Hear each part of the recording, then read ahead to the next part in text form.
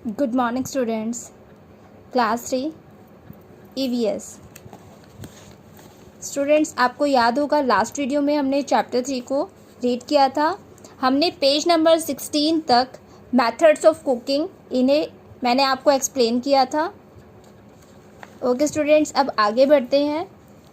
Page number 17, vessels used for cooking. Students, vessels का मतलब होता है बर्तन, कुकिंग के लिए इस्तेमाल किए जाने वाले बर्तन।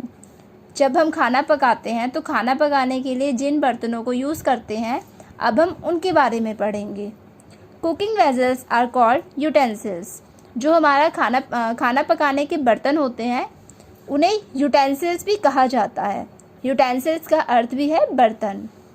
कुकिंग वेजल्स और utensils can be flat, shallow और deep to suit the cooking technique.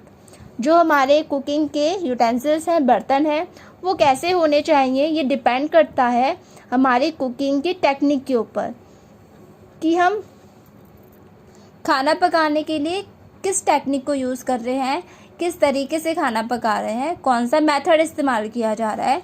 तो उसके अकॉर्डिंग ही हम अपने यूटेंसिल्स को यूज़ करते हैं कि हमें फ्लैट बर्तन चाहिए, शैलो चाहिए, डीप गहरा बर्तन चाहिए।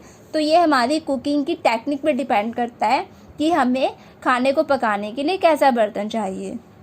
Utensils are made of different materials like steel, iron, aluminium, glass etcetera. जो हमारे बर्तन होते हैं वो अलग अलग मटेरियल से बने होते हैं, जैसे स्टील, आयरन, एल्यूमिनियम, ग्लास वगैरह वगैरह। देखिए स्टूडेंट्स, नीचे आपको पिक्चर्स भी दी गई है। ये कुछ बर्तन हैं जिन्हें कुकिंग के लिए यूज़ किया जाता है। आगे बढ़ते हैं। Heating sources and fuels. The following table shows different types of heating sources and the fuels used for cooking. Student, heating source का मतलब होता है गर्मी पैदा करने वाले सोर्स, और फ्यूल का मतलब है ईंधन। जैसा कि आप सभी जानते हैं, हमें कुकिंग के लिए हीट की ज़रूरत होती है। बिना हीटिंग के हम कुक नहीं कर सकते। खाना पकाने के लिए आपको गर्मी की ज़रूरत होगी, तो वो हीटिंग सोर्सेस जो हमें कुकिंग के लिए ज़रूरत होती है उनकी टेबल आपको नीचे दी गई है, और सेकंड साइड आपको वो फ्यूल्स दिए गए हैं, वो ईंधन दिए गए हैं जो हम अपने कुकिंग के लिए यूज़ करते हैं इन हीटिंग सोर्सेस में। तो पढ़ते हैं इन्हें। फर्स्ट है चूल्हा।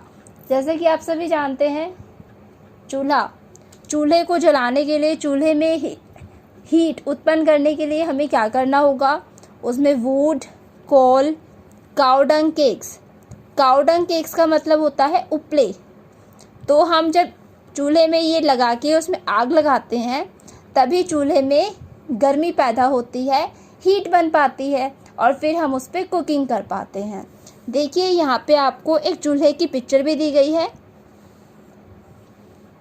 सेकंड हमारा हीटिंग सोर्स है कैरोसिन स्टोव। कैरोसिन का मतलब होता है मिट्टी का तेल। तो एक स्टोव होता है जो मिट्टी के तेल से जलता है, तो उसके लिए जो फ्यूल चाहिएगा वो होगा कैरोसिन ऑयल, मतलब मिट्टी का तेल। देखिए यहाँ पे आपको कैरोसिन स्टोव की पिक्चर भी दी गई है। नेक्स्ट है गैस स्टोव। जैसा कि हमारे घर में जो गैस होती है, आप सभी के घर में होगी, तो उसे कहा जाता है गैस स्टोव। और उसमें हीट कैसे पैदा होती है स्टूडेंट्स, जो सिलेंडर होता है उसके अंदर LPG गैस होती है, तो वही गैस आग लगाने के लिए इस्तेमाल की जाती है, उसी से हीट पैदा होती है। तो लिक्विफाइड पेट्रोलियम इसका फ्यूल है। यहाँ पे आपको इसकी पिक्चर भी दी गई है। नेक्स्ट है सोलर कुकर। इसके लिए फ्यूल जो यूज़ होता है वो है सनलाइट। यहाँ पे आपको सोलर कुकर की पिक्चर भी दी गई है। सनलाइट की मदद से सोलर कुकर में हीट पैदा होती है और फिर हम उस पर कुकिंग कर पाते हैं। फिफ्थ है माइक्रोवेव अवन इलेक्ट्रिक स्टोव। इसके लिए, इसमें हीट पैदा करने के लिए जो हमारा फ्यूल होगा वो होगा इलेक्ट्रिसिटी, यानी बिजली की मदद से इन सोर्सेज को चलाया जाता है और इनमें हीट पैदा होती है। देखिए यहाँ पे आपको एक पिक्चर दी गई है। ये इंडक्शन की पिक्चर है। तो ये हमारा इलेक्ट्रिसिटी से चलता है और फिर ये गर्म होता है और फिर हम इस पर कुकिंग कर पाते हैं। ओके स्टूडेंट्स, ये थे हमारे हीटिंग सोर्सेस एंड फ्यूल्स और इस साइड आपको इन सब की पिक्चर्स भी दी गई है। आगे बढ़ते हैं। Page number 18, kitchen safety tips. Kitchen में सुरक्षा के लिए आपको क्या करना चाहिए, अब हम उसके बारे में पढ़ेंगे। तो स्टूडेंट्स, नीचे आपको कुछ टिप्स दिए गए हैं जिससे आप किचन में सेफ रह सकते हैं और सेफली काम कर सकते हैं। Wash your hands before working in the kitchen. Kitchen में जब भी आप काम करने जाएं तो किचन में काम करने से पहले आपको हमेशा अपने हैंड्स को वॉश करना चाहिए। स्टूडेंट्स, जैसा कि आप सभी जानते हैं, हमारे हैंड्स में जर्म्स होते हैं। अगर हम बिना हैंड वॉश करे किचन में जाएंगे और काम करेंगे, चीज़ों को टच करेंगे, तो वो जर्म्स उनमें चले जाएंगे। इसीलिए हमें अपने हैंड्स को वॉश करके किचन में जाना चाहिए ताकि जो भी कुक कर रहे हैं, हम जो भी खाना पका रहे हैं, वो जर्म्स फ्री बन सके। Second, kitchen knives and scissors must be handled carefully. जो हमारे किचन में यूज़ होने वाले नाइफ्स होते हैं, नाइफ्स का मतलब है चाकू, सीजर का मतलब है कैंची। तो किचन में जब भी आप चाकू या कैंची यूज़ कर रहे हैं तो उन्हें बहुत ही ध्यान से इस्तेमाल करें।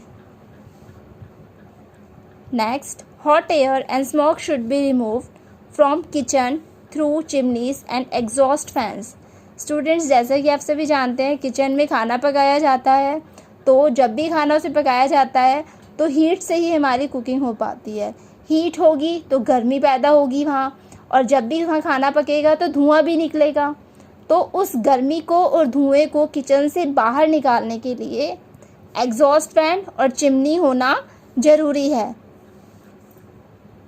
Next, if you get burned accidentally, अगर आप जल जाते हो, immediately wash the area with cold water and apply burner or other antiseptic cream on the affected part।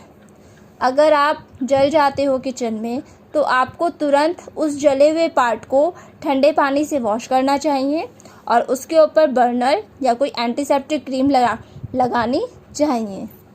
तो स्टूडेंट, ये थे हमारे किचन सेफ्टी टिप्स। इन्हें फॉलो करना बहुत ही इम्पॉर्टेंट है। अगर इन सेफ्टी रूल्स को फॉलो किया जाए तो किचन में भी सेफली वर्क किया जा सकता है। ओके स्टूडेंट्स, ये था हमारा chapter 3, cooking and eating food. Okay students, आज के लिए इतना ही काफ़ी है। आपसे फिर होगी मुलाकात नेक्स्ट वीडियो में चैप्टर 3 के वर्ड मीनिंग के साथ। तब तक आप चैप्टर 3 को रीड कीजिए। Thank you.